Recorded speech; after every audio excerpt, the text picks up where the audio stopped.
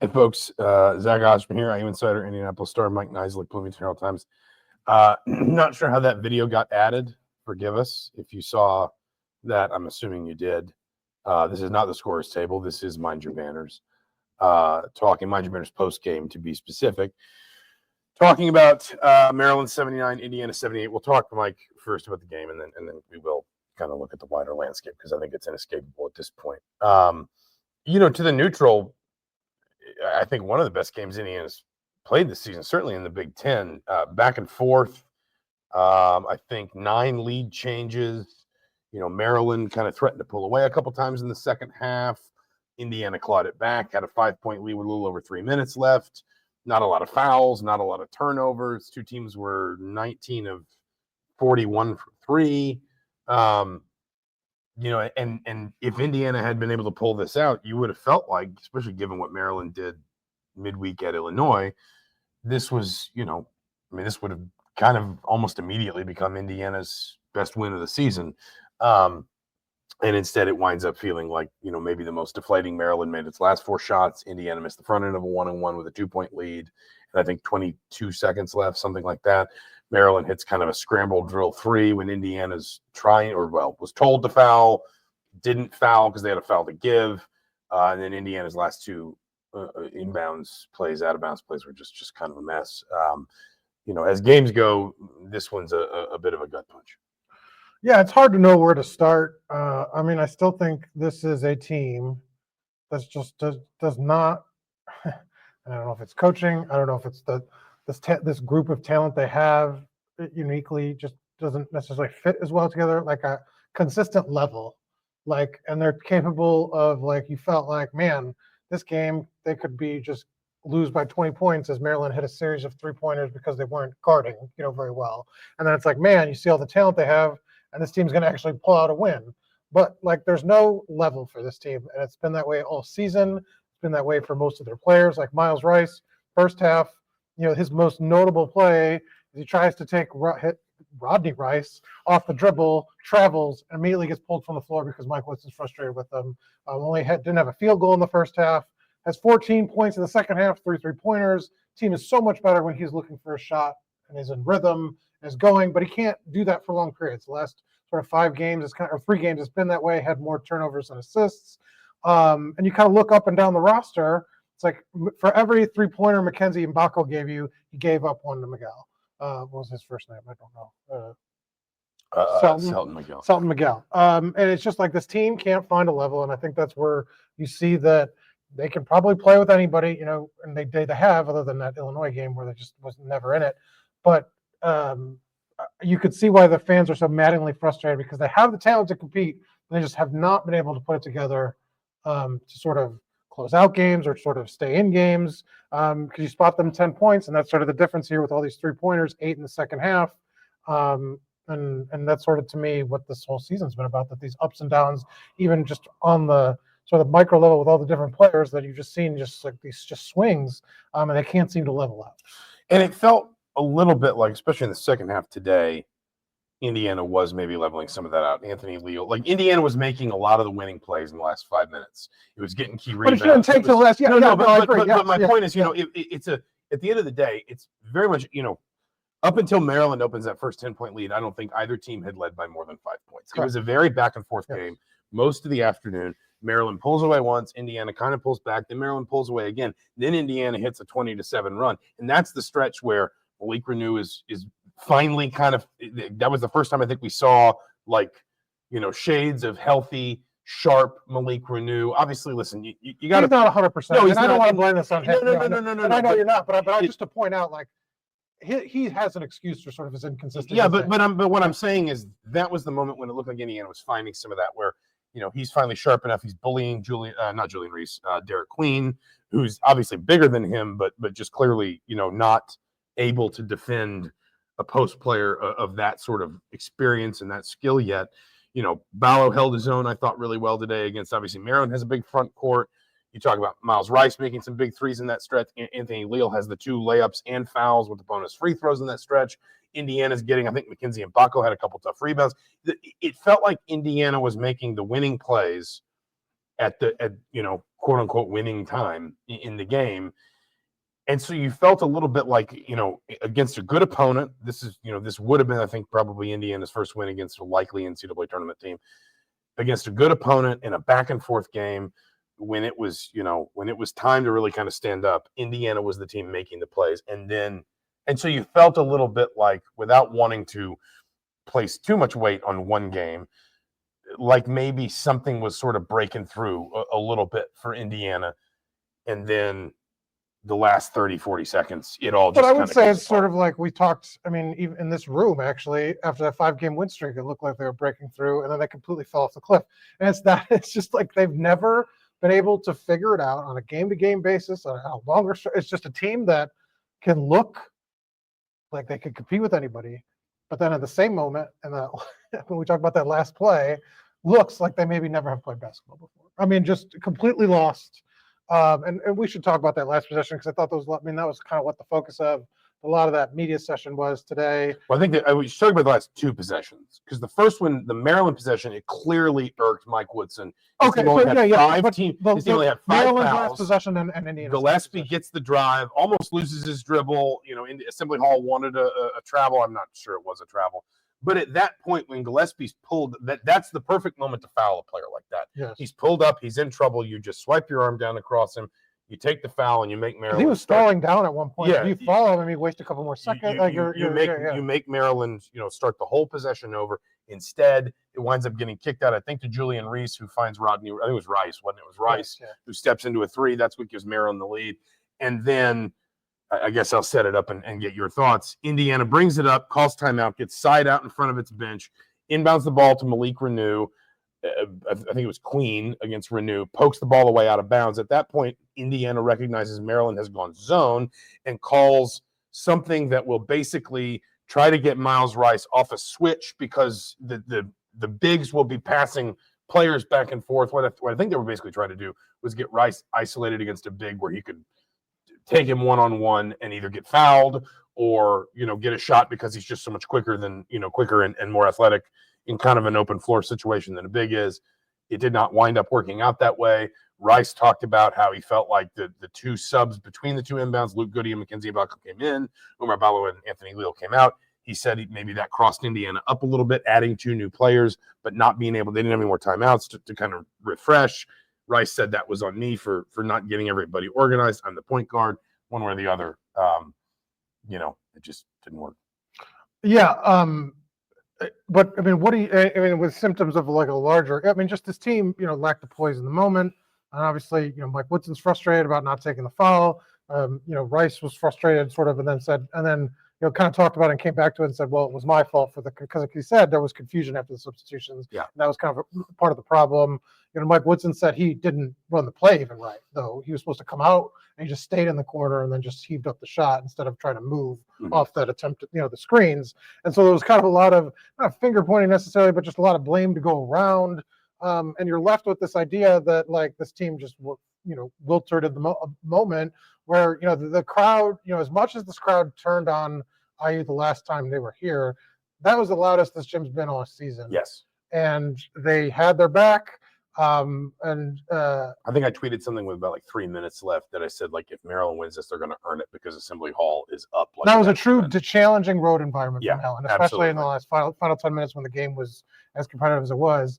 And just sort of, I think fans are going to be rightly frustrated that, this isn't November when this has happened. This isn't the Battle for Atlantis where they struggle. This isn't a non-conference game where you're still integrating the pieces. This is now a couple days away from February, and you can't execute basic end of game sort of situations, and it's just sort of symptomatic, I feel, of like this larger problems that this team has right now.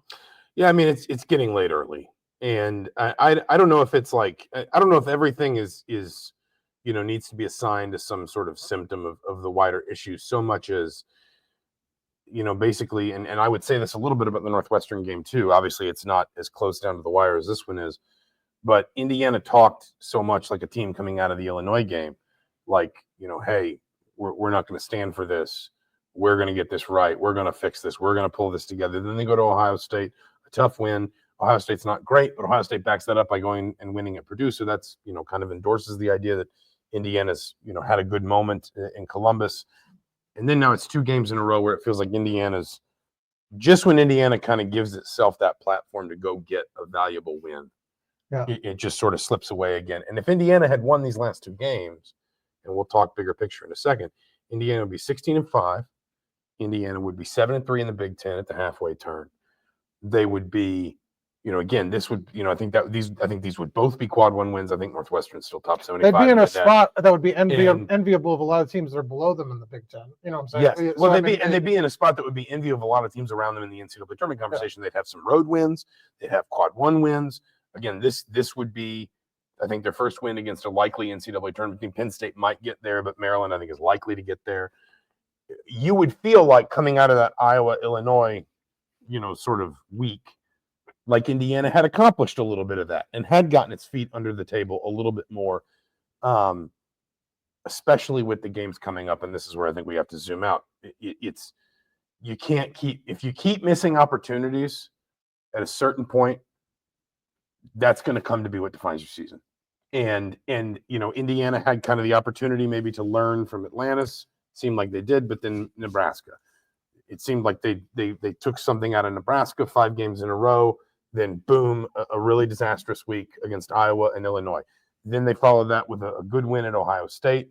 But now they've let back-to-back games that were arguably very winnable at key points in the last 8 minutes of the game or closer to the end slip away, including one today where, they're even as close as up to inside 30 seconds shooting bonus free throws, and Trey Galloway misses the front end. And again, I'm not blaming on Trey Galloway more than any other person.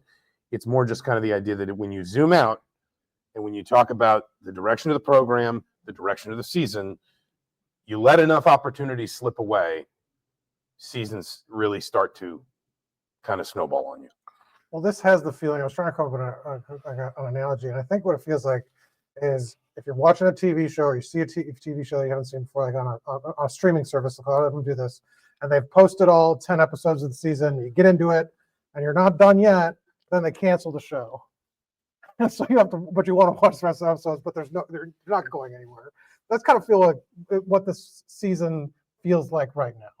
That, this team is struggling, and like every opportunity they've had to sort of dig themselves out of it, they have just not met the moment, really. Most of them. I mean, they met the thing is they sort of like a season, like any season is basically defined by a series of meeting a series of moments. They've met some of them, but then more often than not lately. Yeah. Lately, no. All right, so we'll do that. And that's fair. And against team, Northwestern is a team that they should have beaten. Like, that's a bad loss. And that's a team that who's just more talented. And then this game, at home, a Maryland team that you've done well against in recent years, just couldn't muster. I still think they have a more talented roster, and it's just it's kind of you can sense. But give the fans credit; they did not turn on this team tonight, and it still didn't matter. And so, like, what? And the question that I think hasn't been answered, and it's kind of frustrating because you're kind of looking for like context this season. Woodson keeps saying he's got to get over the hump. We got to keep trying. It's like I've got to get more out of them. But like, what is preventing them from doing that? Like, it's like at this point, like, what, are you going to change anything? He talked about Malik Renew's injury, but that's not like the source of all the problems that this team has. No. And I think kind of reducing it to that. He didn't.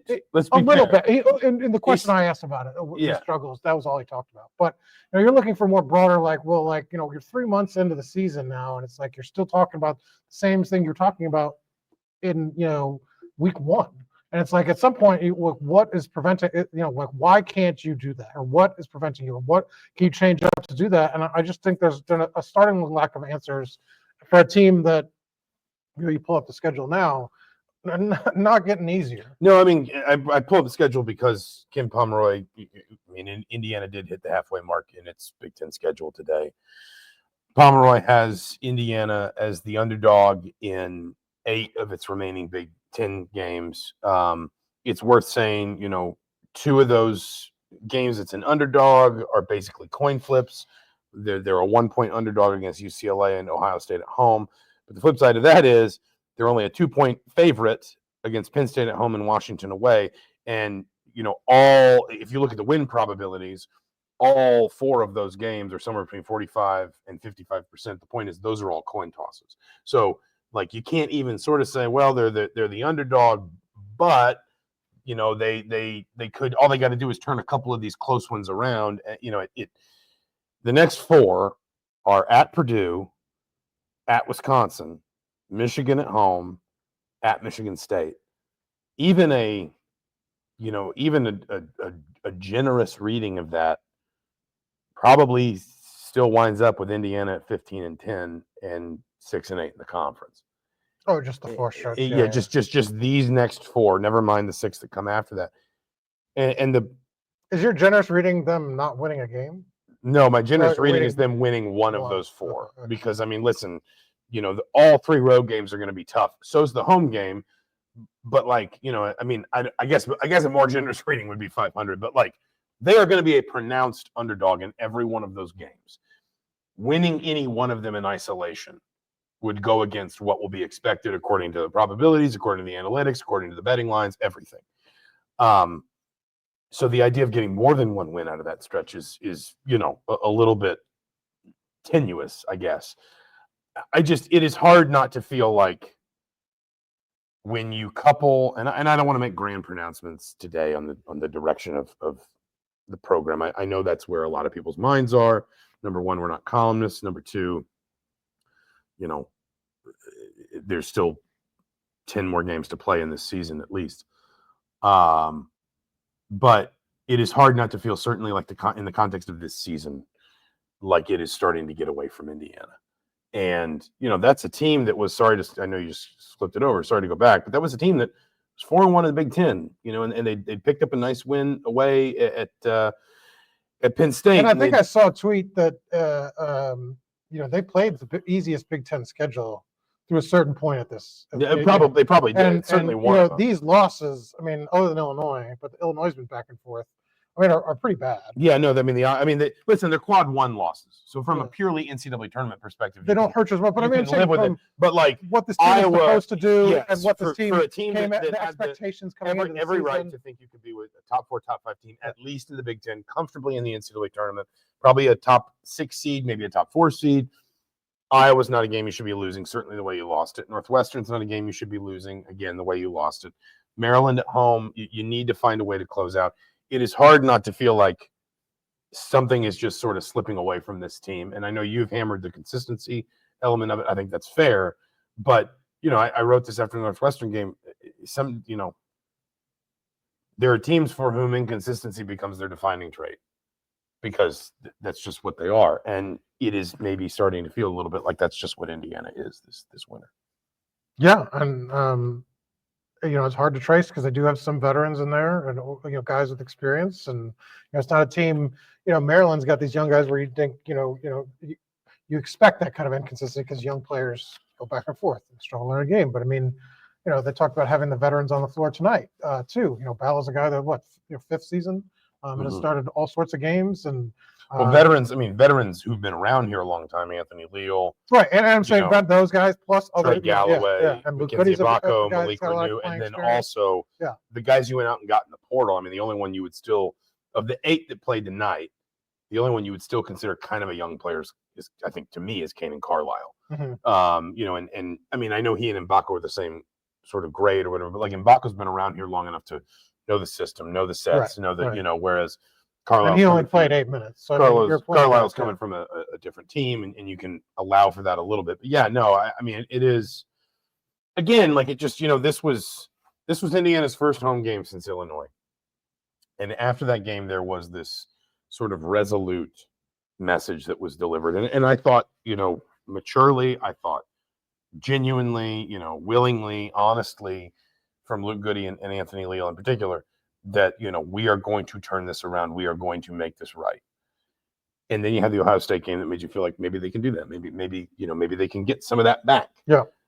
And then these last two games have just kind of been, you know, just sort of a backslide that just makes you feel like that, especially, again, talking about where the schedule's going, like that may just be beyond this team. And however, you know, people love to throw NIL dollar rumors at it. And I get, like, but even if we can have a slightly more, like, even if we can have like a conversation about it that divorces the NIL, like how much NIL costs, in the sense that everybody's using some NIL, everybody's in the portal, like, the, you know, in the most basic sense, everybody's trying to solve these problems. Like, every team is going to have these obstacles. Right. How to integrate new pieces, how to build roles around new players, whatever.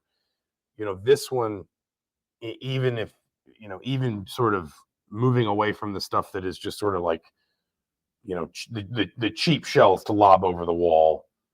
Well, I think it's just, you know, and it is hard because, I mean, it's like, well, I mean, lower payroll teams win the titles in other professional sports. So that part doesn't make sense to me, but it does, I think, amplify the fans' frustration that you are a Yankees type of organization in college basketball where you have a higher payroll, and that this is what the final product looked like.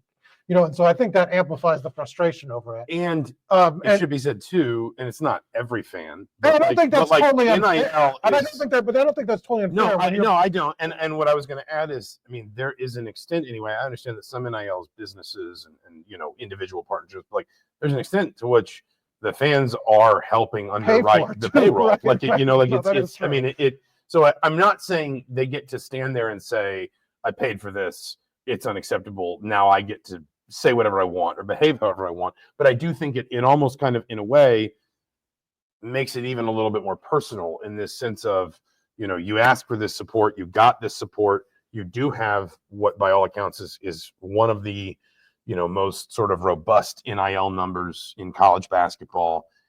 And yet, you know, we're seeing some of the same regression. I mean, these are just projections. I understand that. But, like, you know, Kim Pom has Indiana finishing the regular season 19-14 and 18-12 in the conference. Indiana went 18-13 and 10-10 last year. If you wind up with a worse regular season record and a worse Big Ten record, I mean, it is hard.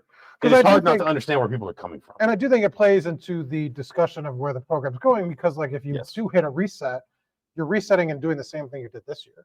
Right, yeah. You're just going through the portal and reloading, right? So, like, how do you expect the same group to produce different results with the same sort of strategy? Because they've had that's what they did this year. They needed the money to go invest in all these guys. They got the big, was ranked second highest transfer class. I don't remember. Whatever. I mean, but top 5, I think. I mean, 24/7, I thought it was number 2. But either way, so I mean, like, if the goal is to next year blow it all up and restart with the same coach, like, well, he's done this strategy and it did not produce better results. And I think that sort of plays into sort of these discussions of, like, well, what direction are we going? What are we going to do? Because, you know, you're not recruiting a ton. I mean, you know, I know they got to commit one on Friday. I'm not going to pronounce his name right. What was the kid's name? I think it's Heron Zerno, I believe. So you got 2 kids locked in for next year, but, like, I mean, the high school recruiting is not sort of like your savior here, because you're not reloading with talent. And so I think that plays in sort of the discussions and plays into, like I said, the fan frustration, where it's like, we bought a roster that was really supposed to be good, and now we've like you said, stayed the same, regressed either way. I mean, you know, the record is going to be not an improvement, it looks like, unless something drastically changes. And it might. I mean, it's still possible. Indiana does still have 10 Big Ten games to play. But And if certainly they did that and they went on a roll against the teams they're going to face, I mean, hey, tip your cap and say they Right. figured it out, right? And obviously, and then Mike Woodson will say, like, look, this against our best stretch, we figured it out, and that's what I did. Yeah. And here's what I did, and here's why. Here's where this program's going from here.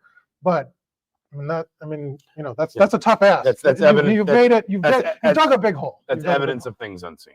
Right. At this point. Yes. We'll leave it there. He's Mike Niziolek. I'm Zach Osterman. We'll come back sometime midweek to podcast. We'll also probably, I want to pull in your thoughts on maybe putting together a podcast looking at the football depth chart. I know Indiana's still got a couple irons in the fire in the portal. Maybe we'll wait for those. Maybe we'll at least just kind of rough it out. Oh, I think we got signed. I mean, maybe signing day would be a good after signing day. Yeah, Would be a good time to do it. I mean, well, I know they're only going to sign I guess they might sign some transfers. The one quarterback, but I know they're not going to do a lot. But it's a kind of good mark to say. Well, now we're looking. They did announce. We should mention football team was here today. They got a big ovation, and the spring game was announced for April 19th at noon. At noon, so not a prime time spring game. No, so it's afternoon. So is that not then the Little Five weekend? No, it's the weekend before. Before the Little Five. Okay. So you're my Little Five guy. You're my source. My Little Five source. You are. I am your Little Five source. He's Mike Niziolek. I'm Zach Osterman. This has been Mind Your Banners post game for Maryland 79, Indiana 78. Hoosiers are 14-7. They're 5-5. They have the week off before they are at Purdue on Friday night. We'll probably not do one of these after that game because, frankly, it will be very late by the time it's over.